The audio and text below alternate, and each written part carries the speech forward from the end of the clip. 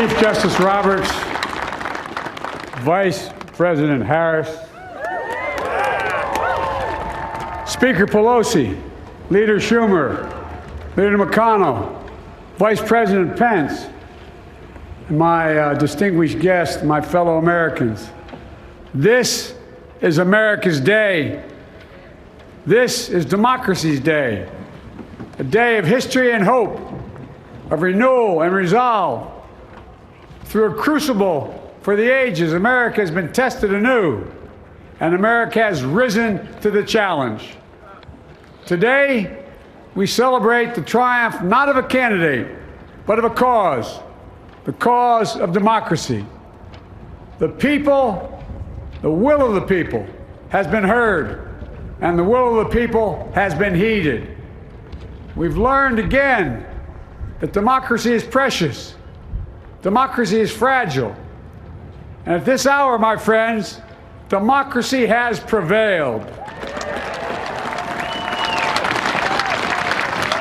So now, on this hallowed ground where just a few days ago, violence sought to shake the Capitol's very foundation, we come together as one nation, under God, indivisible, to carry out the peaceful transfer of power as we have for more than 2 centuries. As we look ahead in our uniquely American way, restless, bold, optimistic, and set our sights on the nation we know we can be and we must be. I thank my predecessors of both parties for their presence here today. I thank them from the bottom of my heart. And I know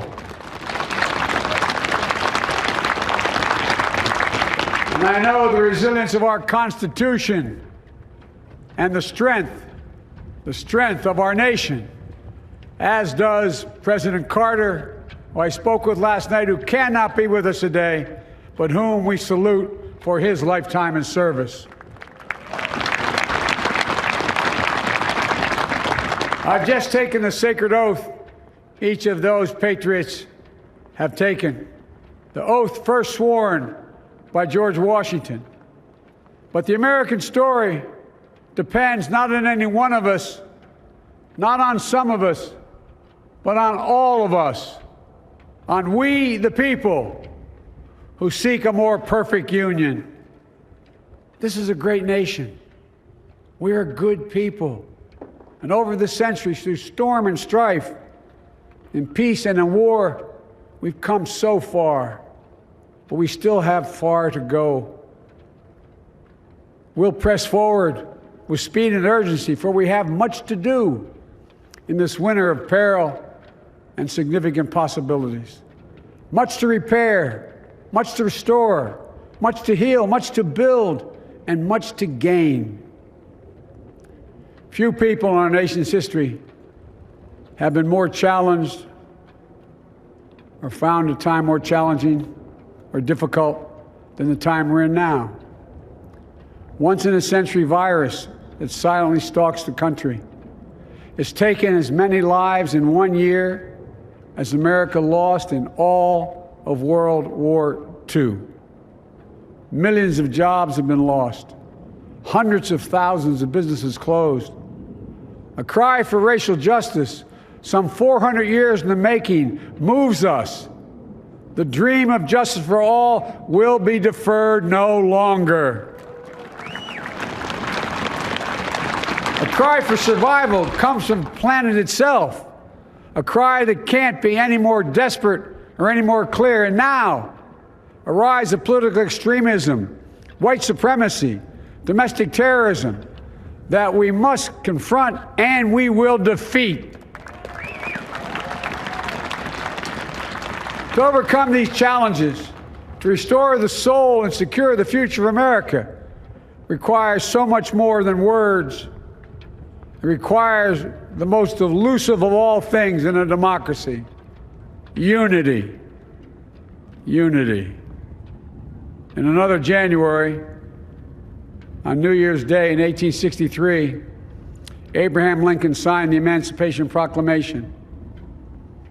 When he put pen to paper, the president said, and I quote, If my name ever goes down into history, it'll be for this act, and my whole soul is in it. My whole soul is in it. Today, on this January day, my whole soul is in this, bringing America together, uniting our people, uniting our nation. And I ask every American to join me in this cause.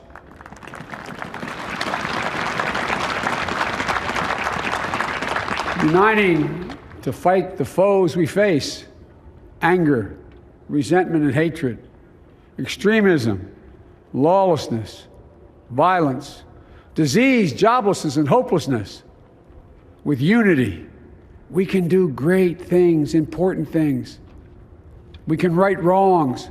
We can put people to work in good jobs. We can teach our children in safe schools. We can overcome the deadly virus. We can reward work and rebuild the middle class and make health care secure for all. We can deliver racial justice, and we can make America once again the leading force for good in the world. I know speaking of unity can sound to some like a foolish fantasy these days. I know the forces that divide us are deep and they are real. But I also know they are not new. Our history has been a constant struggle between the American ideal that we're all created equal and the harsh, ugly reality that racism, nativism, fear, demonization have long torn us apart. The battle is perennial, and victory is never assured. Through Civil War, the Great Depression, World War, 9/11, through struggle, sacrifice, and setbacks, our better angels have always prevailed. In each of these moments, enough of us have come together to carry all of us forward. And we can do that now. History, faith, and reason show the way of unity. We can see each other not as adversaries, but as neighbors. We can treat each other with dignity and respect. We can join forces, stop the shouting, and lower the temperature. For without unity, there is no peace, only bitterness and fury. No progress, only exhausting outrage. No nation, only a state of chaos. This is our historic moment of crisis and challenge, and unity is the path forward. And we must meet this moment as the United States of America. If we do that, I guarantee you we will not fail. We have never, ever, ever, ever failed in America when we've acted together. And so today, at this time, in this place, let's start afresh, all of us. Let's begin to listen to one another again, hear one another, see one another, show respect to one another. Politics doesn't have to be a raging fire, destroying everything in its path. Every disagreement doesn't have to be a cause for total war. And we must reject the culture in which facts themselves are manipulated and even manufactured.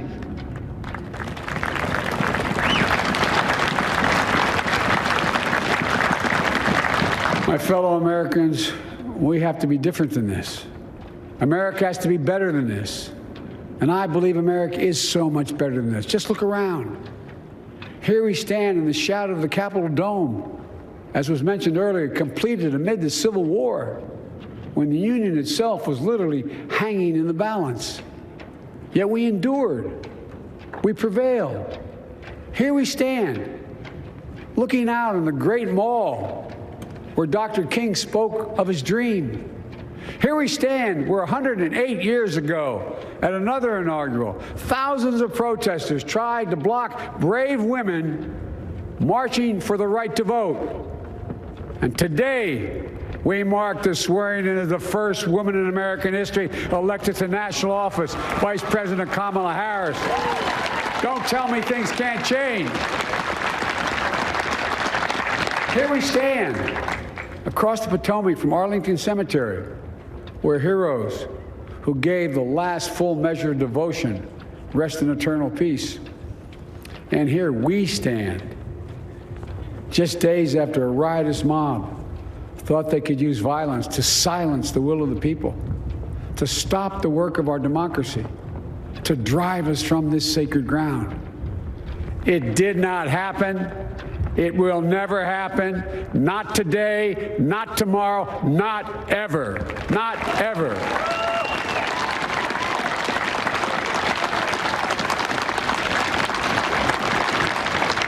To all those who supported our campaign, I'm humbled by the faith you've placed in us. To all those who did not support us, let me say this. Hear me out as we move forward. Take a measure of me and my heart. And if you still disagree, so be it. That's democracy. That's America. The right to dissent peaceably within the guardrails of our republic is perhaps this nation's greatest strength. Yet hear me clearly. Disagreement must not lead to disunion. And I pledge this to you. I will be a president for all Americans. All Americans. And I promise you, I will fight as hard for those who did not support me as for those who did.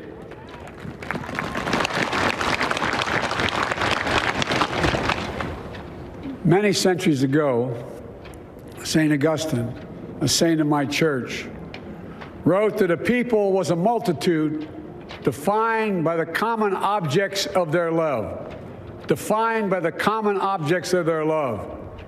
What are the common objects we as Americans love that define us as Americans? I think we know.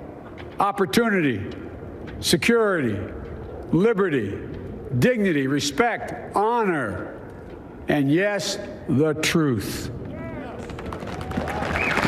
Recent weeks and months have taught us a painful lesson. There is truth and there are lies.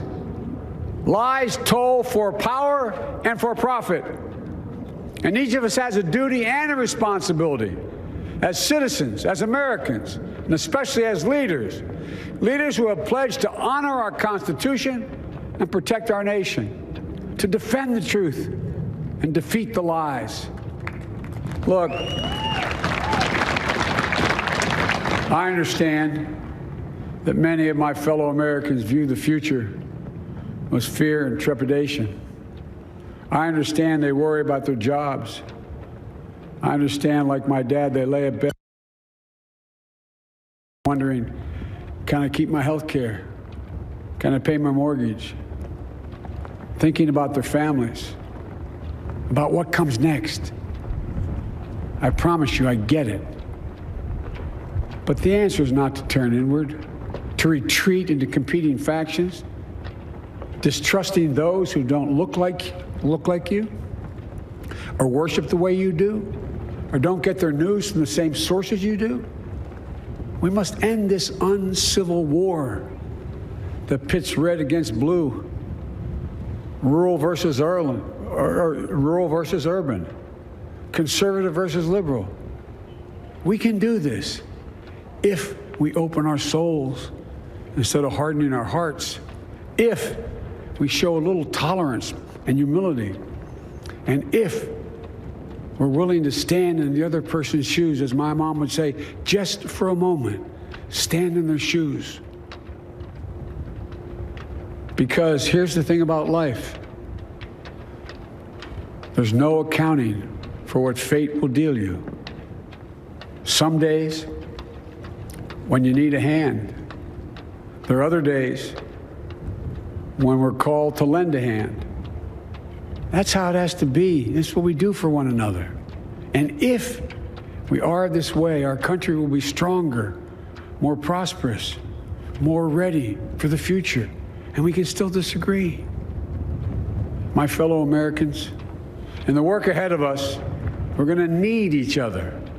We need all our strength to persevere through this dark winter. We're entering what may be the toughest and deadliest period of the virus. We must set aside politics and finally face this pandemic as one nation. One nation. And I promise you this, as the Bible says, weeping may endure for a night, but joy cometh in the morning. We will get through this together. Together. Look, folks, all my colleagues I serve with in the House and the Senate up here, we all understand the world is watching all of us today. So here's my message to those beyond our borders.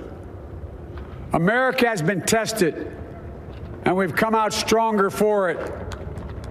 We will repair our alliances and engage with the world once again, not to meet yesterday's challenges, but today's and tomorrow's challenges. And we'll lead not merely by the example of our power, but by the power of our example.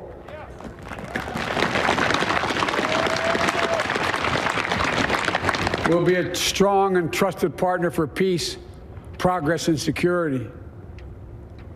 Look, you all know we've been through so much in this nation. And in my first act as president, I'd like to ask you to join me in a moment of silent prayer. Remember all of those who we lost in this past year to the pandemic. Those 400,000 fellow Americans, moms, dads, husbands, wives, sons, daughters, friends, neighbors, and co-workers. We'll honor them by becoming the people and the nation we know we can and should be. So I ask you, let's say a silent prayer for those who've lost their lives and those left behind, and for our country.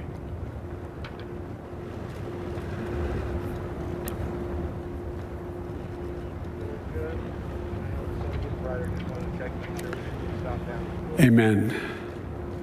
Folks, this is a time of testing.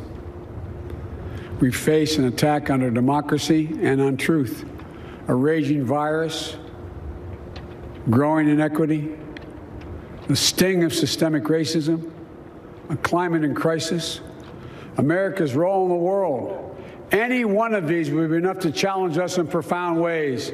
But the fact is, we face them all at once, presenting this nation with one of the gravest responsibilities we've had. Now we're going to be tested. Are we going to step up, all of us? It's time for boldness, for there's so much to do. And this is certain. I promise you, we will be judged, you and I, by how we resolve these cascading crises of our era. We will rise to the occasion is the question. Will we master this rare and difficult hour? Will we meet our obligations and pass along a new and better world to our children? I believe we must. I'm sure you do as well. I believe we will. And when we do, we'll write the next great chapter in the history of the United States of America, the American story. A story that might sound something like a song that means a lot to me. It's called American Anthem. And there's one verse that stands out, at least for me, and it goes like this. The work and prayers of century have brought us to this day. What shall be our legacy? What will our children say? Let me know in my heart when my days are through. America, America, I gave my best to you. Let's us add our own work and prayers to the unfolding story of our great nation.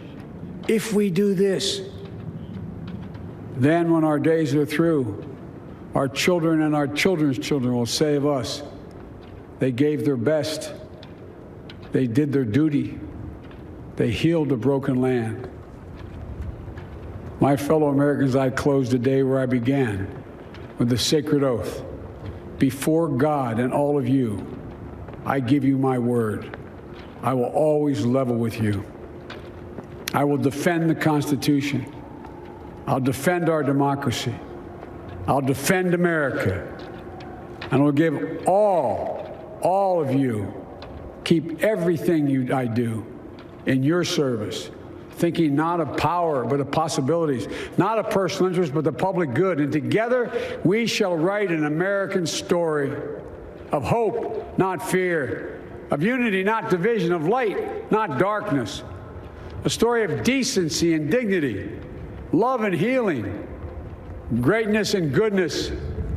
May this be the story that guides us, the story that inspires us, and the story that tells ages yet to come that we answered the call of history. We met the moment.